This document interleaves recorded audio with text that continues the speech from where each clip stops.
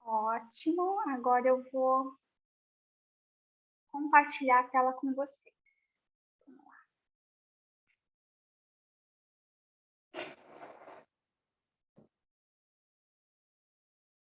Tá todo mundo vendo minha tela, pessoal?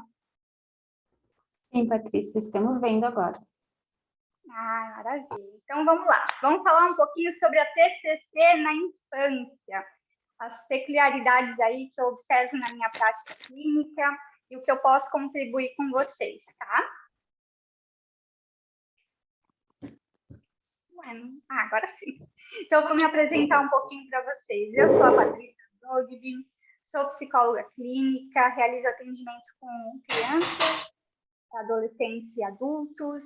Hoje, o meu maior foco do atendimento é crianças e adolescentes, tá? Eu também dou aula em pós-graduação, né, tanto da análise do comportamento quanto cognitivo-comportamental, também falo um pouquinho ali das terceiras ondas, né, que é a DBT, falo um pouquinho também sobre a terapia de aceitação e compromisso, né, algumas estratégias de mindfulness, tá? Então, nessa pós-análise do comportamento, eu tenho um foco maior na terceira onda, e na pós de TCC eu foco bastante ali em mindfulness, né, e a TCC clássica também, tá?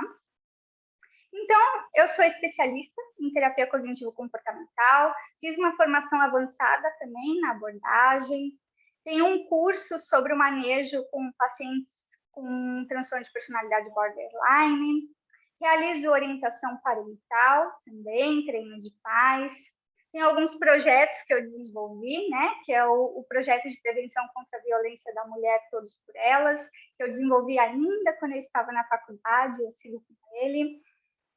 Tem um projeto também no Instagram, que é o Psi Crescer, que eu divulgo, né, sobre o desenvolvimento infantil, estratégias, orientação de pais. Faço oficina das emoções também em Brusque, aqui em Santa Catarina, né, em Brusque. E também tive uma participação no Brincamente, no Laboratório de Neuropsicologia da UFSC, onde eu ingressei para entender um pouquinho melhor sobre a linha de pesquisa deles nesse projeto em específico, tá? Então, o que nós iremos conversar hoje? Né? A gente vai conversar um pouquinho sobre a condução no tratamento, né, infantil, as principais demandas que aparecem na clínica, que eu identifico e que a literatura também identifica, as peculiaridades e os desafios que nós podemos encontrar, orientação parental também, tá? Que é um dos pontos principais do atendimento infantil, tá? Então, quando a gente começa a falar de psicoterapia infantil, primeiro a gente precisa perguntar qual o papel do psicólogo na vida de uma criança, né? Eu quero que vocês pensem, reflitam sobre isso, né? Principalmente agora quem está na formação, quem quer aprender um pouquinho mais sobre abordagem, qual é o papel de um psicólogo na vida de uma criança, né? Em vários momentos que eu enfrentei desafios, eu parei para pensar nisso, né? No nosso papel na vida da criança, no nosso papel na vida dessas famílias, né? E muitas vezes, quando a gente esbarra com algum desafio, é isso que nos fortalece. Tá? Quando a gente começa a trabalhar com criança, a gente precisa ter muita clareza dos estágios do desenvolvimento infantil. Isso é a base, porque muitas vezes os pais chegam, né, para a gente na terapia com uma demanda e até mesmo com uma expectativa que vai além do que a criança pode entregar, né? O que ela pode entregar naquele momento está muito além do estágio de desenvolvimento dela. E é nosso papel esclarecer isso para a família, né? Então, a gente precisa ter muito claro os estágios de desenvolvimento, tá? A terapia infantil, ela funciona, eu costumo dizer assim, né, para os pais, que funciona como uma engrenagem, né? A terapia com a criança, a orientação de pais, né? O contato com a escola quando necessário, né? Eu procuro sempre fazer o contato com a escola quando tem uma demanda também ali escolar. Então, em conjunto, é um funcionamento em conjunto. Muitas vezes a equipe multi, né, que nós precisamos acionar também. Então, precisa de todo mundo colaborando para que a criança progrida, né? E a orientação de pais nesse sentido é essencial, né? Porque tudo que a gente trabalha com a criança na terapia, a gente precisa que os pais deem sequência em casa, né? Então, muitas vezes, os pais chegam assim na terapia com uma expectativa de que a criança vai para a terapia, está tudo certo, né? O psicólogo vai trabalhar ali com a criança e acabou, né? Muito pelo contrário, né? Os pais precisam estar envolvidos nesse processo, né? Eu gosto muito de entender um pouquinho, quando eu começo a trabalhar com os pais, o estilo parental, para entender um pouquinho da dinâmica dessa família. Então, o processo com a criança tem que ter um envolvimento constante dos pais, né? Depois eu vou contar um pouquinho para vocês, né, de quanto em quanto tempo eu chamo os pais para um feedback, como é que eu faço esse manejo ali, tá, durante a terapia. E conexão, né? Conexão é muito importante, conexão com a criança, com o mundo da criança, né? Olhar para a criança, né? Perceber o mundo da criança, o que ela quer te dizer. Muitas vezes a criança ela não vai falar em palavras, né? Ela vai falar em ações, ela vai falar por meio de uma brincadeira, ela vai falar por meio de um gesto, né? Então, o nosso olhar tem que estar bem apurado para entender todas as nuances do que é uma terapia infantil, tá? Deixa eu só dar uma olhadinha aqui no chat para ver se alguém perguntou alguma coisa. Não? Então tá. Então vamos seguir.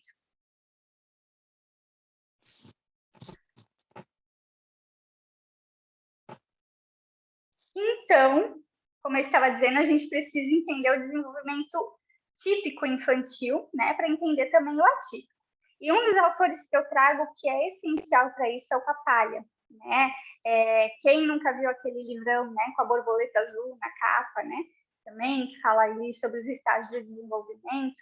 Então, o Papalha é um autor referência para isso e que vocês podem se basear, tá? Para entender um pouquinho do desenvolvimento infantil. E aí, no desenvolvimento infantil, compreende o desenvolvimento físico, que é o corpo, né? Movimento, o cérebro, habilidade motora, capacidade sensorial, o desenvolvimento cognitivo, que é a aprendizagem, linguagem, atenção, memória, pensamento e criatividade, e o desenvolvimento psicossocial, né? Que é emoção, relacionamento, né? Relacionamento interpessoal ali, relação social e a personalidade. Aqui, por exemplo, se a gente compreende bem, né, os marcos do desenvolvimento, a gente tem uma noção, quando chega a criança, por exemplo, lá por uns 3 anos, né, 4 anos, que ela ainda não tem uma capacidade metacognitiva. O que isso significa? Ela ainda não consegue pensar sobre os próprios pensamentos e comportamento. Então, para essa criança, a gente vai criar uma intervenção mais comportamental, mais de modelagem, né? Então, muitas vezes, os pais, eles trazem crianças nessa idade, querem que a criança entenda, né, o próprio pensamento, o próprio comportamento, né? E, na verdade, nessa idade não é possível, então a gente precisa esclarecer isso. Para isso, a gente precisa saber desenvolvimento infantil. Ou, por exemplo, uma criança de 7 a 8 anos que está no ápice da interação social e ela é mais reclusa, ela não está interagindo, né? Opa, isso já acende a nossa anteninha ali, né? Tá? Ou uma criança de 8 anos que não tem uma habilidade ali de autonomia, não consegue colocar os pratos na mesa, não consegue fazer as tarefas sozinho, não consegue se organizar. Isso também, ali pelos 8 anos de idade, essas habilidades, essa autonomia já deveria estar sendo desenvolvida. Então, é algo que, eu preciso conversar com os pais para que eles promovam essa autonomia, né? Até para que a gente entenda ali se tem de repente, uma superproteção, se é realmente uma dificuldade da criança, se a gente está falando de um desenvolvimento atípico ou não, tá? Pessoal, fechou aqui a telinha que eu preciso para acessar o chat. Então, se alguém mandar uma pergunta, por favor, abra o microfone e fale que tem uma pergunta ali no chat para eu poder verificar ali, tá bom? Daqui a pouquinho eu paro a apresentação para dar uma olhadinha. Então, como que a gente vai atingir a criança, né? Como que a gente vai se conectar com ela durante a terapia infantil? No brincar, né? Isso que muitos pais não entendem, né? O brinquedo é a palavra da criança. O brincar é o processo de interação do psicólogo com a criança. Então, isso faz com que a gente entre no mundo dela. Por ali, ela vai mostrar como que é a dinâmica familiar, por ali ela vai mostrar os déficits, se ela tem dificuldade em lidar com alguma situação específica, né? E isso precisa estar claro. Eu já peguei casos assim, ó, que os pais perguntavam assim para mim. Tá, ela fazia, por exemplo, terapia com outro psicólogo e só brincava. E aí eu tirei da terapia, né? Então, por isso que nas primeiras consultas é essencial que a gente esclareça, né, o modelo de terapia infantil, né? Por que a gente usa o brincar? Qual é a função? Brincar tem uma função. E os recursos têm funções específicas nesse brincar, né? É claro que a gente não vai ficar brincando aleatoriamente, né? Ele também tem uma função de reforço, né, da criança. Então, nós selecionamos ali alguns recursos de acordo com a demanda da criança, né? E também aí depois a gente pode deixar a criança escolher recursos como uma maneira de reforçar aquele vínculo, reforçar algum comportamento específico, né? Então, vocês podem perceber ali pela minha fala que tem uma base muito forte da análise do comportamento na TCC, né? Tá?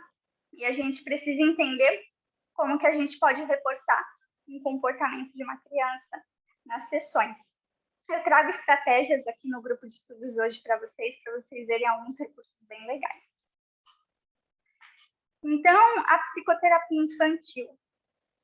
Para que a gente consiga desenvolver, a gente precisa desenvolver um plano de tratamento com os pais. Então, a TCC, ela trabalha muito com metas, com um plano de atendimento, com um plano do processo, né? E a gente precisa desenvolver esse plano, né, de tratamento, mostrar para os pais, compartilhar com os pais e até mesmo com a criança, se a criança já tem, né, aquela capacidade de entendimento do plano terapêutico. Por exemplo, em uma situação de dessensibilização de fobia, né? Quando a gente faz todo o plano de tratamento, a gente pode mostrar para a criança quais são as etapas que a gente precisa, né, alcançar e mostrar para os pais também, para que os pais entendam como que se dá o processo, né, da dessensibilização ali de uma fobia, tá? E o que eles podem esperar desse processo, o que eles podem incentivar a criança, até que ponto que eles podem, né, cobrar um envolvimento da criança no processo também, né? O envolvimento da criança nas atividades, até que ponto eles devem aguardar o momento da criança também, né? Também compreende a orientação e treino de pais, criatividade terapêutica e adaptação de recursos, porque a nossa base é a TCC, clássica, né? Então, muitas vezes, a gente precisa pegar aqueles recursos da terapia dos adultos e transformar para a terapia infantil. Hoje, claro, tem muitos recursos desenvolvidos já para isso, né? Se a gente pesquisar na internet, tem jogos, recursos já desenvolvidos para terapia infantil. Mas requer uma criatividade. Quando eu comecei na minha prática, eu pensava, meu Deus, mas eu não sou tão criativa assim, né? E daí a gente vai se descobrindo, né? A gente vai descobrindo que não, que realmente é uma habilidade, criatividade a gente desenvolve, né? Não, realmente a gente consegue desenvolver. Então, não tenham medo se vocês acham que não são criativos, tá? Porque também é uma habilidade a ser desenvolvida e adquirida. Nós também precisamos criar uma agenda da sessão, a conceituação cognitiva, tudo certinho como manda o modelo padrão de TCC, tá? E o monitoramento e reavaliação do plano de tratamento também, porque o tratamento para a criança é muito flexível. Várias vezes vocês vão precisar revisitar o plano de tratamento, né? Também envolve uma flexibilidade do terapeuta, tá? Deixa eu dar uma olhadinha aqui se tem alguma dúvida ali no...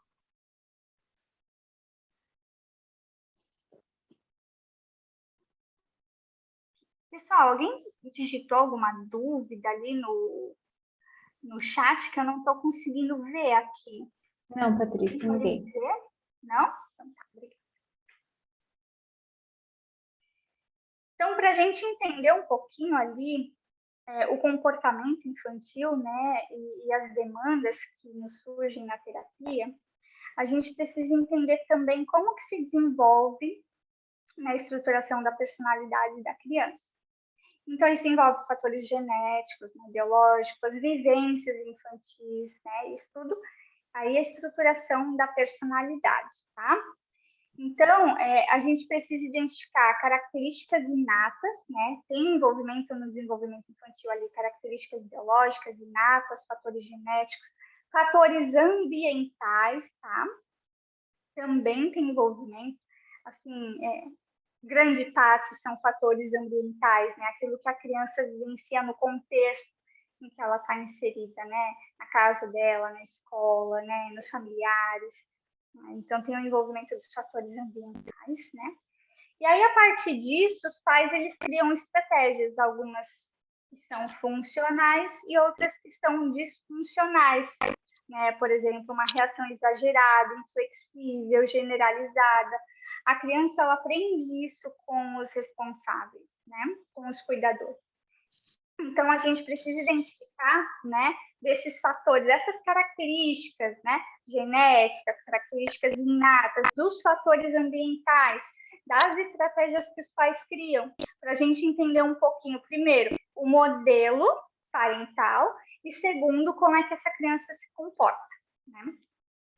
E as experiências de aprendizagem, né, que a criança tem dentro do contexto familiar é extremamente importante, porque ali, aí a gente já vai começar a ver todas as bases da TCC.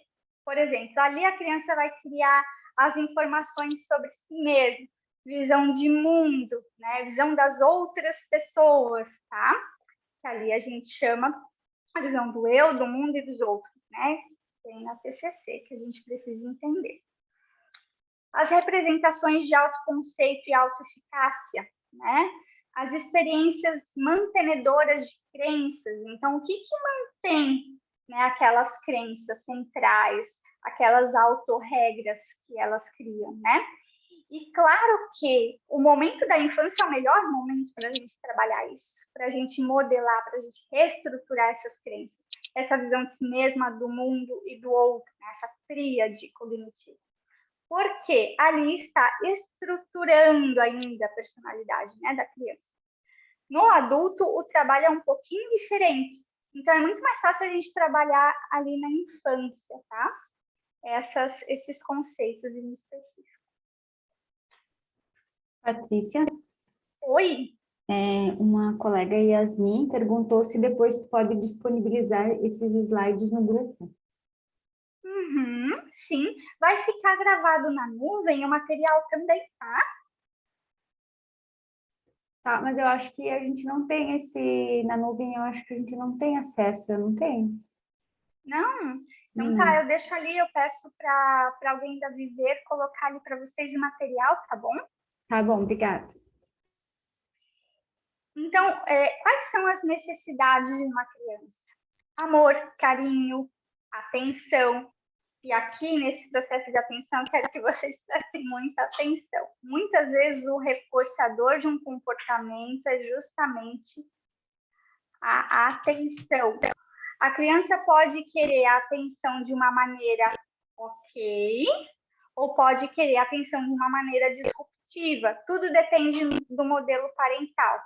Se essa criança só tem atenção e só é reforçada quando ela faz uma birra, por exemplo, ou quando ela se comporta de uma maneira que não é funcional, essa criança vai manter esse comportamento, tá? Aceitação, elogios, né? Que é o que a gente chama do reforço positivo, os elogios. Ali a criança precisa disso para que ela tenha um norte se ela está indo bem, se ela está acertando, se ela está errando, né? A criança precisa disso. Empatia, então, a validação, né? Ok, eu entendo que você está triste, eu entendo que você está chateado com isso, né? E aí vem o diálogo, né? De viabilizar momentos de reflexão. Se a criança já tem metacognição, como que ela pode agir diferente, né? E se a criança não tem metacognição, aí a gente vai utilizar o princípio da modelagem, né? Do reforço positivo, tá? Muitas vezes a gente vai utilizar das consequências ali, né, para que a gente entenda. Então, Você fez birra porque você queria brincar com o brinquedo do seu irmão. Então, aplicar uma consequência natural para esse ato é importante, tá? Depende muito da idade, a gente vai manejando ali como que a gente faz, tá? E como que a gente ensina para os pais também. Limites e coerência, porque limites também é amor, né? A validação, previsibilidade, então as crianças precisam muito entender qual é a rotina. Muitas vezes a criança chega no consultório meio assim, que não entende muito bem, né, o que acontece no dia a dia dela, assim, meio desorganizada. Só o fato de montar uma rotina e já mostrar visualmente o que vai acontecer durante a semana, essa criança já apresenta uma melhora de comportamento. Tá? Segurança e estabilidade. Tá? Por isso que é tão importante a orientação preventiva dos pais, né? Entender o que esses pais falam para esses filhos, né? O que eles estão dizendo que fazem com que a criança construa aquela visão de mundo, né? Às vezes a criança vem com aquelas distorções cognitivas, assim, eu não sirvo para nada mesmo, eu não faço nada certo, né? E aí, o que esses pais têm falado para essa criança, né? Para ir construindo essa visão dela, tá? Então, entrando mais no modelo cognitivo agora, para vocês entenderem, quem ainda quer entender um pouquinho melhor da TCC, tá? A TCC é uma terapia orientada no conhecimento empírico, então a gente está falando de psicologia baseada em evidências, né? Se vocês entrarem num site chamado Div12, vocês já ouviram falar do site Div12? Coloca ali no chat para mim. Eu não. Não? Alguém ouviu falar? Quer comentar aqui?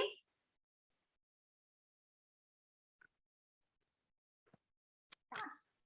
Deixa eu ver aqui os comentários. Já ouvi, nunca ouvi. Uhum. O Div12 é um site em que eles fizeram um apanhado geral, tá? Do que tem baseado em evidências, do que não é baseado em evidências, do que tem evidências fortes de tratamento a partir dos artigos publicados, né? O que tem uma evidência fraca de tratamento. Então, vocês colocam ali Div12, e aí vai abrir o site, aí vocês colocam para procurar por estilo de abordagem ou tratamento. Vocês podem tanto selecionar o tratamento específico de um transtorno específico e quais as abordagens que têm mais evidência científica, ou então das abordagens de uma maneira geral, tá? E a TCC, tanto a análise do comportamento quanto a terapia cognitivo-comportamental, tem evidências muito fortes no tratamento de transtornos e também no tratamento infantil, tá? Então, ela é focada em evidências, tá? É uma intervenção racional e coesa, então não é simplesmente uma coleção de técnicas, como muitas pessoas falam, a TCC é muito caixinha, TCC é só técnica. Mentira, não é, né? A gente avalia muito profundamente aquele contexto, né, que a criança está inserida, avalia muito bem os pais, tá? A gente aprofunda no tratamento. Então, não é só uma coleção de técnicas, tá? A gente trabalha muito com empirismo colaborativo, então, ou seja, a gente precisa da colaboração do paciente. Sem a colaboração, não tem terapia, né? Então, a gente precisa desenvolver um vínculo bem forte para que as coisas caminhem, tá?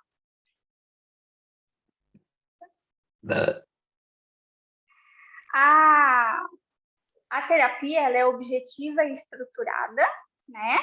Então, ela tem todo um cronograma em que a gente estrutura ela, só que a gente tem flexibilidade também para que a gente consiga adaptar, tá? A gente não vai ficar cristalizado em um cronograma, tá? Mas a gente flexibiliza bastante. É focado no aqui e agora, né? Então, a gente vai focar como que a gente pode resolver aquela demanda agora, no presente, tá? E baseia, assim, um processo orientado de autodescoberta, experimentação, de habilidades. Então, é muito legal para as crianças, porque porque elas se descobrem, elas experimentam, elas desenvolvem novas habilidades, né? Então é bem bacana, tá? E como que a gente deve conduzir o tratamento, assim, no início, tá? O primeiro passo, eu separei por passos agora para facilitar para vocês, tá? O primeiro passo, a gente precisa fazer uma anamnese com os responsáveis, né?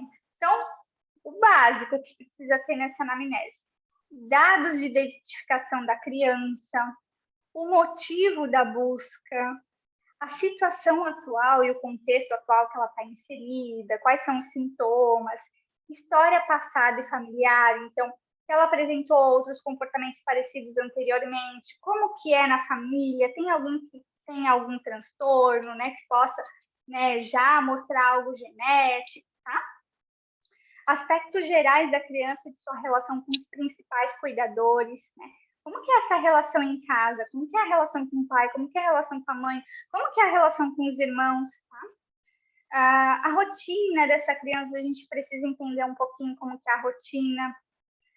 Os aspectos gerais dos pais, né? O que eles trazem como histórico ali, como é que foi a gravidez, como é que foi o desenvolvimento, o desfraude, o desmame, tá? Se essa criança ainda mama ou não, se essa criança teve dificuldade para aprender a andar ou para aprender a falar, se ela já foi com fono, né? Se ela já precisou de uma equipe multi, tá?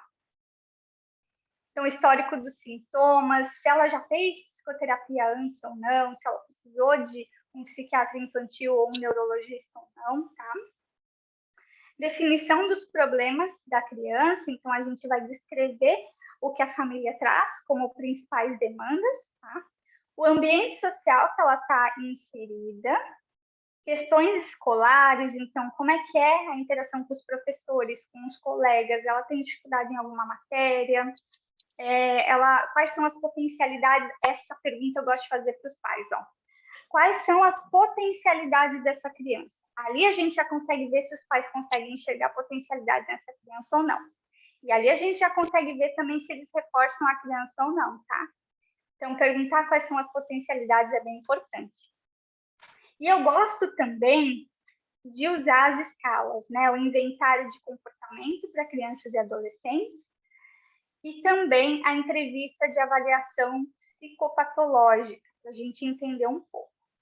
Dependendo da família, eu também faço já no início o questionário de parentalidade, do Young, também tem da Gomide, dos estilos parentais, né? Para entender um pouquinho.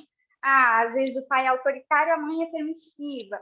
Às vezes os dois são estilos responsivos, né? Às vezes os dois são permissivos. O pai é negligente e a mãe é responsiva. Então, a gente consegue entender um pouquinho pelos estilos também para a gente modelar esses pais também, tá? Não vou dizer que tudo são flores, né? Às vezes os pais não aceitam essa mudança, tá? E é importante, bem claro para a gente, que a gente faz o nosso melhor nesse processo de mudança dos pais, mas eles também precisam se responsabilizar por essa mudança, tá? Quais as tentativas, né, que os pais já tiveram para buscar solucionar esse problema? Deu certo as tentativas anteriores? Às vezes, eles tentaram por meio da punição. Aí, uma criança chega com uma demanda de agressividade. E aí, os pais já tentaram resolver a demanda de agressividade com agressividade. E a criança continua sendo agressiva. Ela está aprendendo por modelagem, tá? Então, por isso que a gente precisa perguntar como é que eles tentaram solucionar esse problema antes, tá? Os fatores mantenedores do comportamento disfuncional, né? Quais são esses fatores mantenedores? Qual é a dinâmica familiar, os estilos parentais? E qual é a expectativa desses pais sobre o tratamento? São expectativas realistas?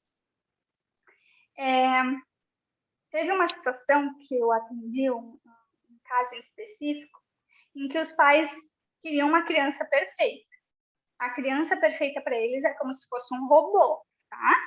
Então, é uma demanda realista, é uma expectativa realista?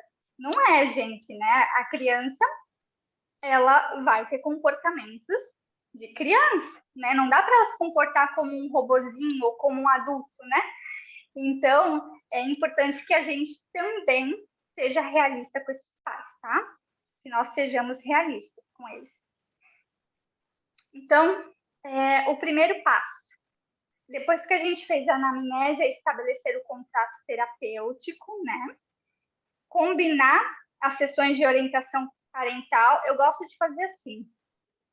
Dependendo do caso, né? Se está bem no início, é um caso mais complexo, a cada 2, 3 sessões eu faço uma sessão de orientação parental. Se já é um caso que eu estou vendo que é mais tranquilo, eu faço a cada 3, 4 sessões uma orientação parental, para entender como é que está o tratamento, para passar também um pouquinho de como é que está o processo terapêutico, o que eles podem fazer em casa para otimizar, tá? Esclarecer os recursos utilizados, que eu falei lá no começo, né? Que a gente precisa esclarecer bem por que a gente usa os recursos lúdicos, tá? Instruir os pais a conversarem com a criança sobre a psicoterapia. Como será? Por que ela deve fazer? Então, eu gosto de orientar os pais assim, quando eles vêm comigo. Olha, você vai falar para a criança que agora ele vai conhecer uma titia, que é psicóloga, que vai nos ajudar a lidar com essa situação que nós estamos com dificuldade em lidar.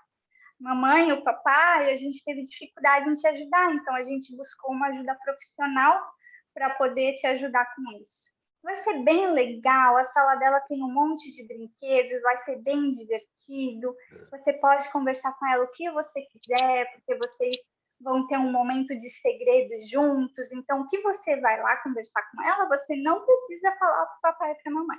Então, instrua os pais assim, tá? Para que eles também entendam a necessidade de sigilo.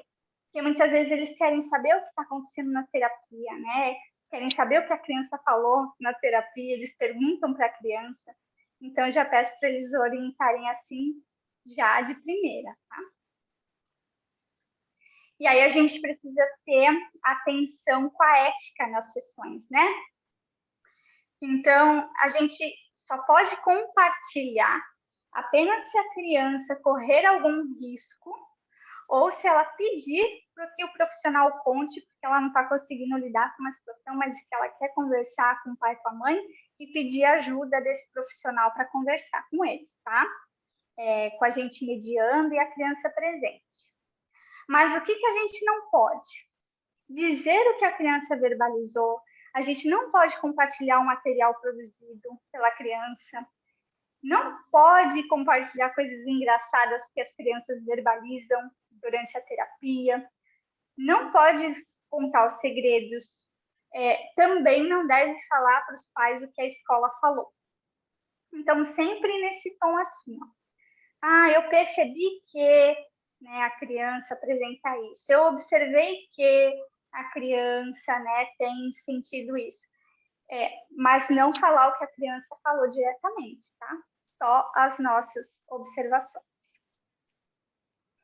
Tá dando para entender, gente? Tá tudo certo agora? Sim, para mim tá tudo certo. Tá tudo. Então, tá bom. E o padrão TCC, então, desses atendimentos? A gente utiliza critérios de avaliação do DSM-5.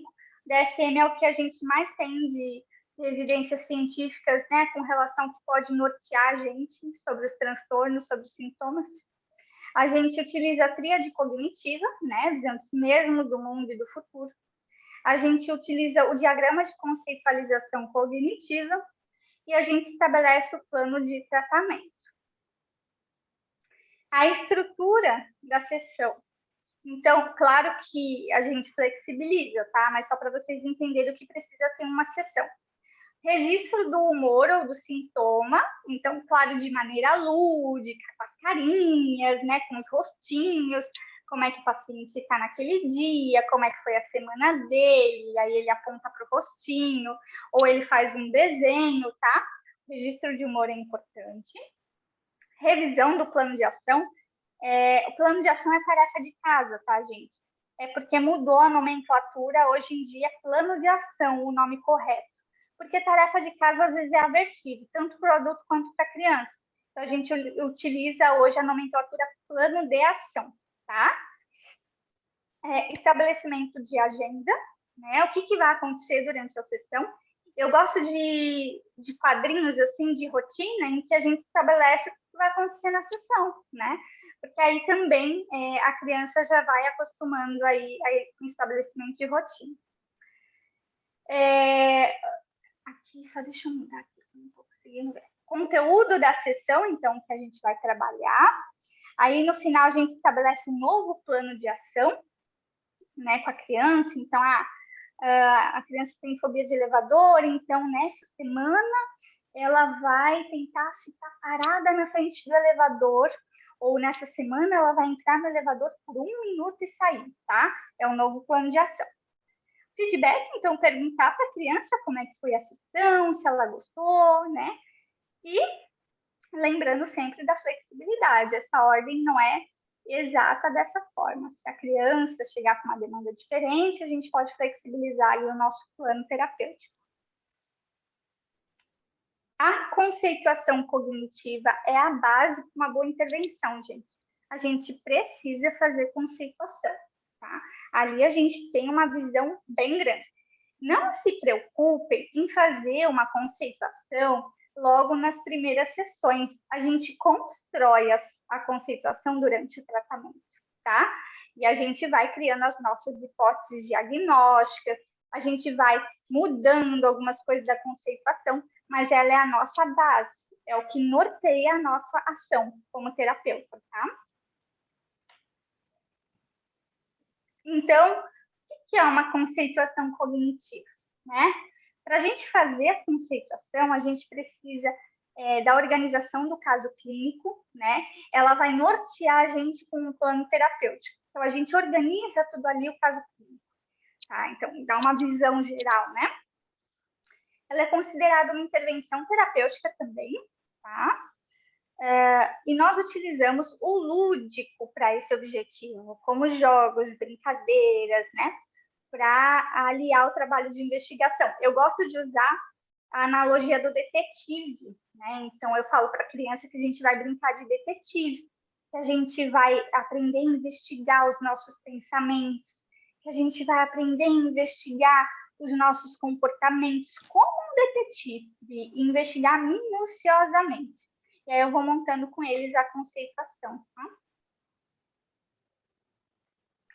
Perguntas norteadoras para que a gente conceitualize. Quais são os problemas e queixas do paciente? Como esses problemas se desenvolveram e se mantêm? Pensamentos e crenças disfuncionais que estão associados a eles, tá? Tem um monte de crença disfuncional que eu trouxe aqui para vocês verem. Mas, em média, tem 14, tá? Quais reações emocionais e comportamentais estão associadas a esse pensamento? Que experiências, vivências significativas podem ter atribuído para os problemas atuais? São perguntas que a gente precisa ter como um norte para a gente conceituar, né? Quais são os pressupostos do paciente, atitudes, né, regras, suposições, né, que mantêm o ciclo do sintoma? Como o paciente vê a si mesmo, seu mundo e futuro? Que mecanismos o paciente desenvolveu para enfrentar a sua crença, né, os mecanismos de enfrentamento? Que estressores afetaram o seu problema ou interferiram na sua capacidade de resolver esse problema? E aí, por final, qual o diagnóstico do paciente? Nem todo paciente tem um diagnóstico, tá? Imaginem aqui uma linha reta, tá? Imaginem que aqui, nesse ponto da linha, é um paciente que tem alguns comportamentos, mas nada ativo.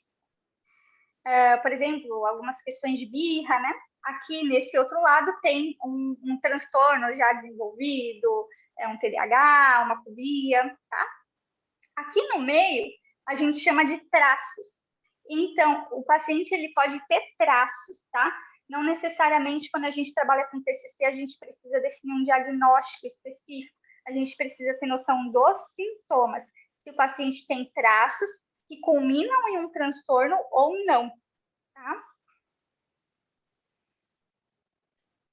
E ali, por exemplo, na visão dele mesmo, do seu mundo, do seu futuro. Então, tem pré-adolescentes, né, adolescentes e crianças que falam assim, eu não faço nada certo, então as pessoas ao meu redor não gostam de mim, o meu futuro, eu não tem nenhuma perspectiva, né, para esse adolescente, por exemplo, do futuro. Não vou conseguir fazer nada, né, eu não vou conseguir me desenvolver. Então, por isso que é importante a gente entender quais são essas crenças, para a gente entender a crença central, né? Se é uma crença, de repente, de desamor, se é uma crença de desvalor, desamparo. Tá?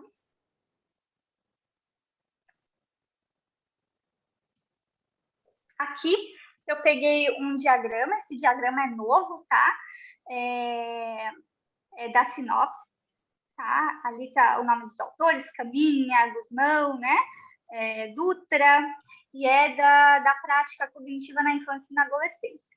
Então, nesse diagrama de conceituação, a gente vê ali o passo a passo que eu falei para vocês. Dados de identificação, as dificuldades atuais, os fatores relevantes da infância e adolescência, os vigores psicológicos, a capacidade de resiliência, que a gente pode colocar aquelas potencialidades da criança, que eu falei para vocês, a visão de si mesmo, visão da família, visão dos outros, né, e do mundo. A gente pode usar imagens de animais. Eu gosto, por exemplo, eu peço para a criança escolher um animal para representar ela, um animal para representar o papai e a mamãe, um animal para representar o amiguinho, um animal para representar o futuro, né? E aí, por meio disso, dá pano para manga, tá? Principais emoções, né? E o tamanho da onda, quando a gente fala o tamanho da onda, é a intensidade dessa emoção. A gente trabalha muito com analogias. Então, quando a gente quer ensinar a criança como regular a ansiedade, a gente vai falar do tamanho da onda. Então, a onda atinge a crista, depois cai e vai embora. Então, é um sintoma que passa, tá? Então, a gente vai entender um pouquinho o tamanho da onda. Dessas principais emoções, a gente vai entender as situações que costumam ocorrer, que desencadeiam essas emoções, né? E a capacidade empática da criança, se é muito alta, se é média, se é baixa, tá? Ali nos principais pensamentos, então a gente vai identificar as crenças por meio dos pensamentos automáticos, a gente identifica as regras, as crenças centrais. Os principais comportamentos, a gente vai identificar as estratégias compensatórias para manter esse comportamento ou para lidar com uma situação específica, tá? Por exemplo, a criança, voltando no exemplo do elevador, que eu acho prático, a criança tem medo de subir no elevador, ela vai subir pela escada, é uma estratégia compensatória. Tá?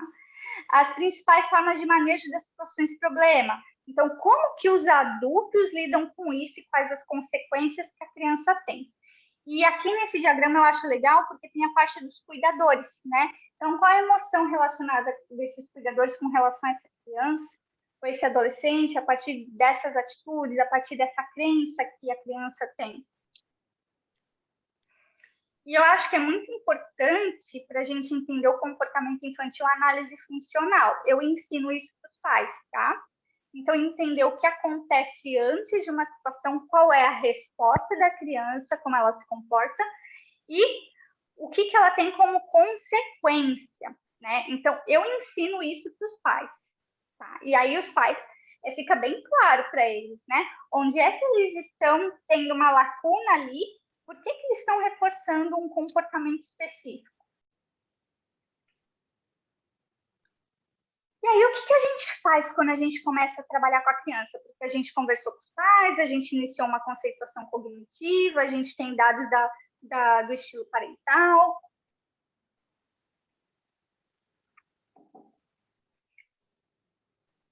Eu gosto de usar numa primeira sessão. Eu gosto muito da atividade Meu Mundo. Então, geralmente, eu levo um círculo impresso, ou peço para a criança desenhar um círculo, e aí eu peço para ela colocar dentro desse círculo, esse círculo é o seu mundo. Então, quero que você coloque dentro dele tudo que você gosta de fazer. né? E aí a criança, ela desenha, a gente vai conversando, aí eu escrevo uma listinha do lado do que ela não gosta, né? Das coisas que não geram prazer para ela, que não geram bem-estar, eu escrevo. Aí eu pergunto assim, o que você não gosta na escola? O que você não gosta em casa? Que situações que você não gosta com o papai e com a mamãe? O que o papai e a mamãe fazem que você não gosta? E o que eles fazem que você gosta, né? Então, eu vou colocando assim, como uma listinha. E dentro do mundinho deles está tudo que eles gostam, assim. Isso é bem legal, porque a gente tem um apanhado geral dos gostos da criança e a gente consegue reforçar eles na terapia com isso, tá?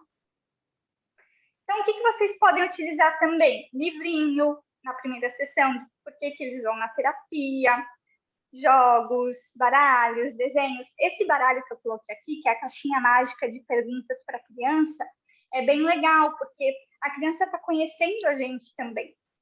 Então, tira uma cartinha, ela pergunta, outra cartinha, você pergunta, e aí vocês vão desenvolvendo uma relação, porque a criança quer conhecer a gente também, né? Então, e aí com crianças menores, a gente vai utilizando de outros joguinhos, né? Para a idade da criança, tá? Então, essa conexão aí com a criança é preciso, tá, gente? Então, como eu falei para vocês, a gente precisa conhecer os interesses da criança, fortalecer o vínculo, atividades que aumentem a motivação, então os reforçadores, né? Ah, você descobriu ali na atividade do Meu Mundo que ela gosta muito de patrulha canina. Então, vocês podem desenvolver atividades com a patrulha canina, tá? Conversar com a criança sobre os motivos que trouxeram ela para a terapia, por isso que os pais vão conversar antes também. Definir com a criança os problemas que ela enfrenta. Então, aí você, durante o processo ali, durante a brincadeira, você vai perguntando para ela, né, que situações que ela tem dificuldade, o que ela gosta, o que ela não gosta, tudo respeitando o tempo da criança, porque às vezes tem criança que precisa de algumas sessões para começarem a se abrir melhor, tá? E reforçar o sigilo terapêutico. E aí a gente vai começar um modelo cognitivo com a criança, a gente começa com a definição de problemas, da psicoeducação do modelo cognitivo. E para psicoeducar emoção, pensamento, comportamento, eu gosto muito de utilizar esse recurso do CORE-IP, porque ali mostra bem esse modelo de psicoeducação. De novo, isso para crianças acima de 6, 7 anos, tá? Crianças menores, a gente vai usar mais a base da análise do comportamento, né? Mais a base de modelagem mesmo, né? Porque eles ainda não conseguem entender os próprios pensamentos, tá? As próprias emoções. Então, ali, nesse livrinho, tem ali, por exemplo, a gente define uma situação legal, uma situação que não é legal, o que a gente pensa quando isso acontece, o que a gente sente, né? O que a gente faz. Tem uma outra atividade também que vocês podem pegar figurinhas com expressões que possam definir o que vocês querem, aí vocês fazem um balãozinho ali no Paint, algo bem simplesinho. E aí vocês começam a fazer perguntas, né? Ah, por exemplo, nessa imagem, o que aconteceu com o Bob Esponja e com o Patrick, né? Aí a criança vai dizer, parece que eles estão bravos, por exemplo. O que eles estão pensando? Aí a criança já vai colocar o que eles estão pensando por meio das vivências dela, o que geralmente ela pensa quando ela está brava, né? Como eles se sentem com isso? O que eles estão fazendo? O que pode acontecer se Bob Esponja e Patrick fizerem aquilo, por exemplo, que a criança colocou que eles vão fazer? O que eles podem fazer de diferente? Daí a gente já está trabalhando a modelagem. Depois disso, a gente começa a trabalhar já com os recursos para aprender as emoções. Aí tem vários, né? Esse baralho das emoções é muito legal. O jogo dos sentimentos também. A onda da raiva é muito legal. Esse recurso é muito bom. Vai Popó, que também é um recurso bem famoso, né? Que trabalha as emoções. E aí, depois disso, a gente começa a ensinar a criança a identificar pensamentos e a gente começa a fazer a reestruturação cognitiva. Daí a gente já vai usar o baralho de pensamentos, a exploração dos pensamentos.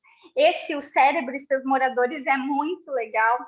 E a Disputa dos Pensamentos é um livrinho que vem com um joguinho também. Então, tem pensamentos que sussurram ali para a menina, você é chata, você é boba, assim. E aí, no jogo, tem formas de lidar com isso. É muito legal esse recurso, tá? E aí, a gente pode entrar com o RPD, né, com eles. E aí tem que ser adaptado. Eu gosto bastante dessa adaptação do pensamento de lagarto e pensamento de borboleta. Então, a gente fala assim para a criança, né? Olha, você conhece uma borboleta? Aí a criança vai falar que sim. Como é que ela é? A criança vai descrever. Então, você sabia que antes de se tornar borboleta, ela era uma lagarta?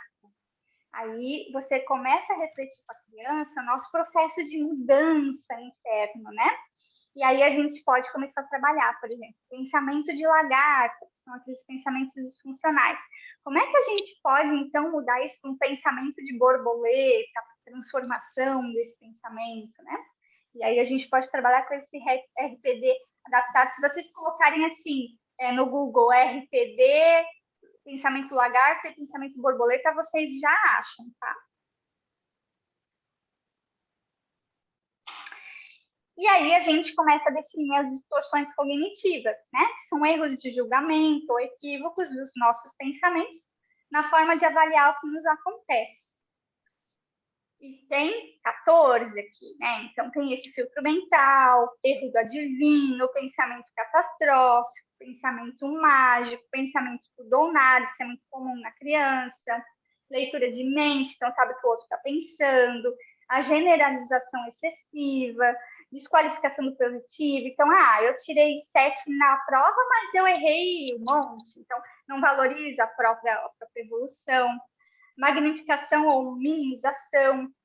Pensamento eu deveria, né? Ou tiranos. Rotulação. Então, eu sou uma criança ruim, eu não sou boa mesmo, né? Pensamento perfeccionista. Pensamentos emocionais e personalização, muitas vezes se culpar por algo que não é culpa dela, né? Gente, a gente vai passar um pouquinho aqui do horário, tá? Mas só para a gente poder finalizar aqui, tá? Tudo bem para vocês? Tudo bem para mim, tudo bem.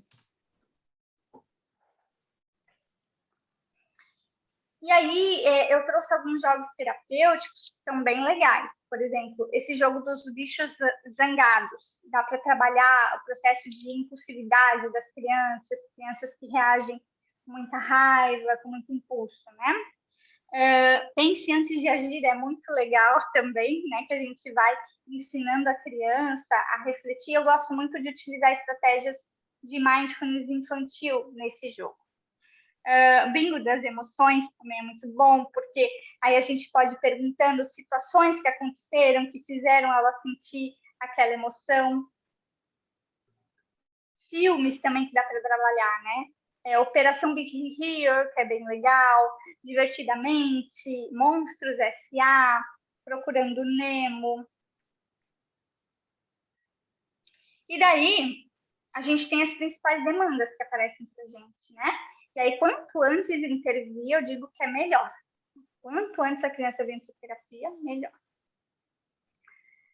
Que eu identifico na clínica: ansiedade, medo de uma forma geral, fobia, toque, separação dos pais, luto, são demandas bem latentes, tá? Com a pandemia, aumentou os processos de luto, ansiedade, dificuldade nas interações sociais por conta ali, né, das redes sociais, dificuldade de aprendizagem, dificuldade de manter o foco atencional, uso abusivo da tecnologia, que hoje o DSM já tem ali no apêndice, ele já fala sobre, né, o uso abusivo, mas no próximo DSM vai vir mais esclarecido as dependências tecnológicas, tá? E aí, as principais demandas de 3 a 8 anos, geralmente são condutas mais agressivas, TDAH, adaptação à escola, problemas de aprendizagem e interação social, tá? Aí a capacidade neuropsicológica é um pouco menos restrita do que a faixa de 3 a 6 anos, então a gente já consegue refletir sobre os pensamentos e comportamentos, tá? E a intervenção na clínica daí já é utilizada mais técnicas comportamentais e intervenções cognitivo-comportamentais, né? Afetivas e cognitivas de uma maneira geral. De 8 a 12 anos a demanda é alta, né? E aí, com as queixas anteriores que a gente viu no outro quadro, e com frequências de transtorno de humor, aí já começa a aparecer sintomas de transtorno de humor, de ansiedade, né? Ali ele já tem um maior nível de sofisticação neuropsicológica, então a gente consegue já fazer uma reestruturação mais apurada com eles, tá? A gente pode utilizar jogos, desenhos, softwares também, quando a gente tem uso de softwares por meio de realidade virtual, também é bem legal. E aí a gente tem uma forte aliança com a escola também, em situações de dificuldade na escola, tá? E aqui eu fiz um apanhado das técnicas cognitivas e comportamentais que a gente usa. Então, para a reestruturação cognitiva, a gente pode usar o RPD, o monitoramento, questionamento socrático, flecha descendente, RPD do verdadeiro ou falso, óculos quebrado, que é bem legal, né? Para a gente usar os óculos, a gente pode fazer uma analogia da lente de óculos com a visão que a gente tem de filtro das situações, né? Às vezes aquele óculos quebrado ou embaçado é uma distorção ali de filtro, uma distorção de tudo ou nada, uma catastrofização, e aí a gente troca por um outro óculos mais límpido, né? E aí a gente pode fazer essa analogia com a criança.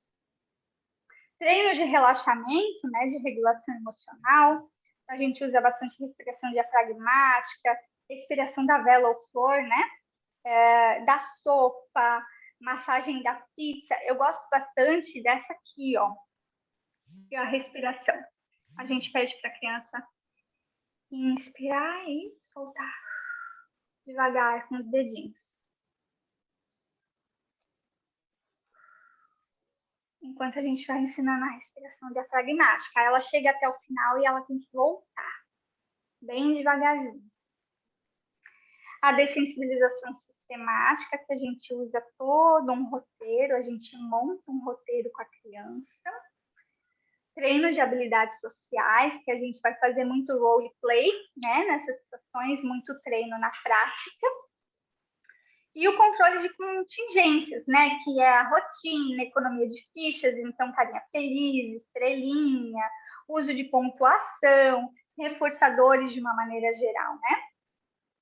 Deixa eu ver se tem alguma mensagem aqui. Que bom que vocês estão gostando, gente, fico bem contente, tá? Eu observei um aumento da demanda alimentar, sim.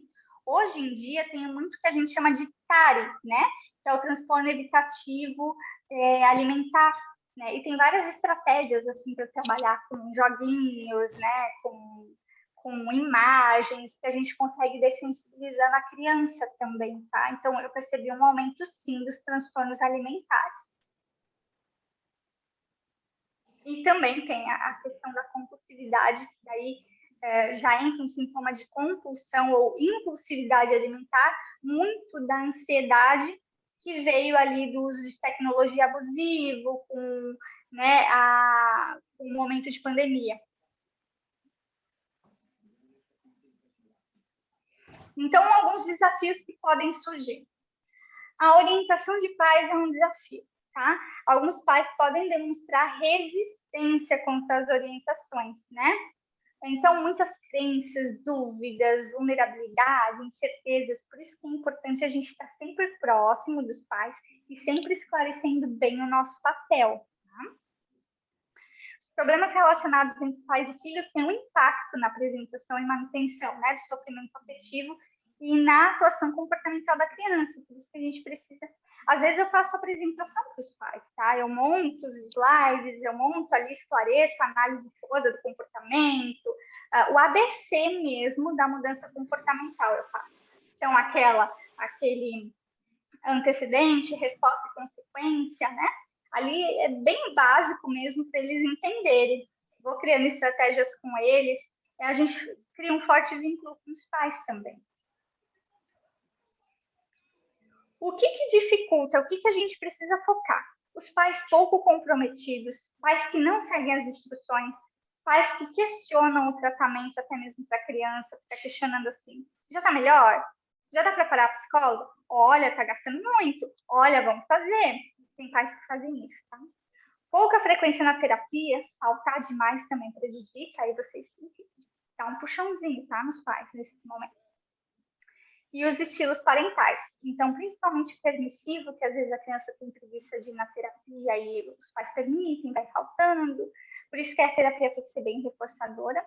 Tanto os autoritários, né? A gente vê uma boa dificuldade nos estilos parentais. Deixa eu ver aqui se tem alguma perguntinha. Vou indicar bibliografia assim no final, tá, Ana?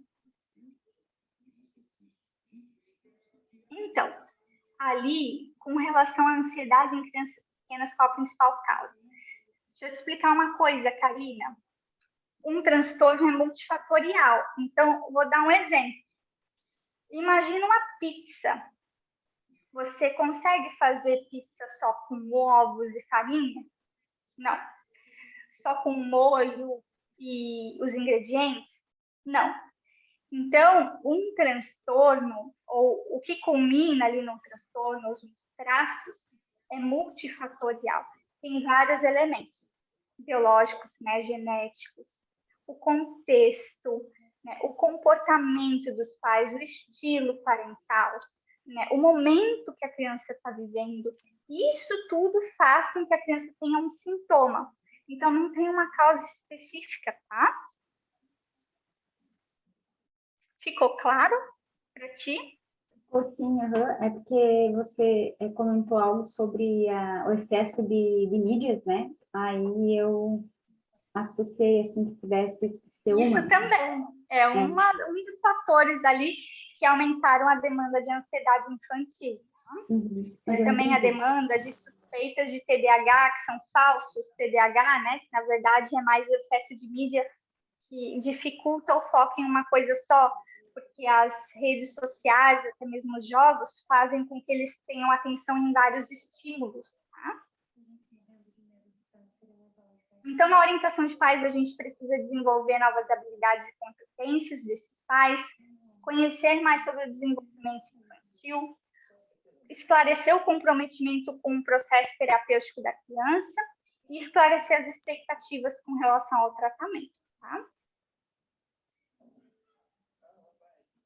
Orientar sobre o modelo cognitivo, sobre o transtorno, se houver um transtorno apresentado pela criança, sobre a conceituação cognitiva da criança, a gente apresenta a conceituação dos pais, sobre os fatores associados aos problemas apresentados, sobre a fase do desenvolvimento em que a criança está, o que é esperado, o que é normal, o que é patológico, qual o papel dos pais, tá? Por favor, quem for atender criança, não atenda apenas a criança e deixe de atender os pais. O processo não anda, tá? Então, estejam bem próximos desses pais, tá? Instruir os pais com relação a tempo e tempo de qualidade, tá? Que isso é bem importante. A atenção positiva direcionada, o apego seguro faz mudanças incríveis na vida da criança. E aí, quando a gente fala de modelagem, tem essa frase do Baldwin que eu adoro, que as crianças nunca foram muito boas para escutar os mais velhos, mas elas nunca falharam em imitá-los. Eu coloco essa frase em orientação de pais. Eles ficam chocados, tá? Mas é muito legal. Aqui quem me pediu referências, tá? Tem todos esses livros que dá para utilizar. Eu gosto muito desse da ansiedade, do Stalares, tá? Esse primeiro aqui eu uso bastante também. Bons pensamentos, bons sentimentos é maravilhoso. Esse roxinho também eu gosto muito. O Toque Toque Plim Plim tem várias atividades, é sensacional, eu gosto muito dele. Eduque com Carinho, eu gosto de passar para os pais, tá? O Eduque com Carinho. É muito bom. E esse de habilidades sociais, né? Da teoria e prática, tem várias atividades específicas para habilidades sociais, tá bom? Só para finalizar aqui, então, eu vou ler aqui para vocês sobre o florescer infantil. Então, educar uma criança é uma arte que demanda muito amor, carinho, paciência e autoconhecimento. Preencha a vida da criança de palavras positivas, de incentivo. Assim, ela vai manejar melhor os desafios que surgirem em seu caminho. Nós somos mediadores e participantes ativos do desenvolvimento das crianças. Motive com confiança e guie a descoberta do mundo ao seu redor de forma reforçadora. Aqui está o meu Instagram, quem quiser me marcar lá no grupo. Eu vou passar um recadinho para vocês, né? Fechando a turma de TCC ali, da Viver Mais, eu vou estar presente numa disciplina, que é TCC da Infância e da Adolescência. Então, quem for fazer essa pós, eu encontro vocês lá também. Mas no meu Instagram vocês podem encontrar várias atividades, vários recursos legais, tá?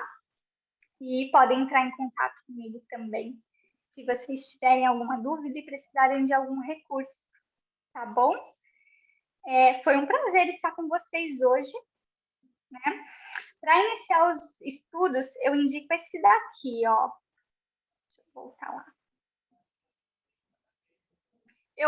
Eu sempre indico os de base, né, da TCC, mas eu indico esse primeiro amarelinho, tá? E eu indico o roxinho também. Os bons pensamentos e bons sentimentos também indico para iniciar os estudos da TCC. Certo? Vocês têm alguma dúvida?